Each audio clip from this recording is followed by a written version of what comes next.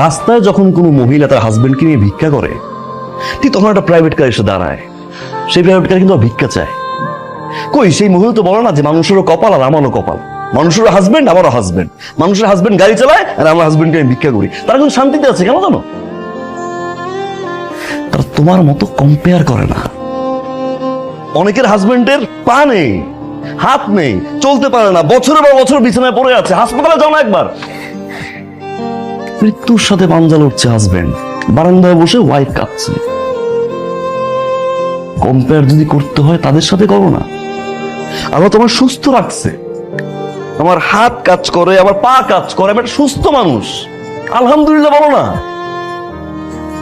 অনেকের হাজবেন্ড অফিসের জন্য বাসা থেকে বের হয়, অফিস থেকে বাসায় ফিরে লাশ হয়ে, হয়তো অ্যাক্সিডেন্ট করে, না হয় কোনো অঘটন ঘটে। আমি তো সুস্থ হয়ে বাসায় ফিরি, একটাবার গেটটা খুলে আমাকে সুস্থ দেখে আলহামদুলিল্লাহ বলো না।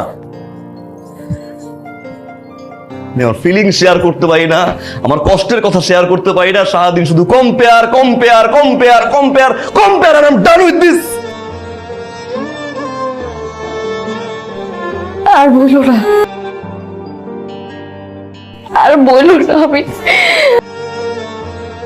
রিয়েলাইজ করতে পারছি, আর বললো না।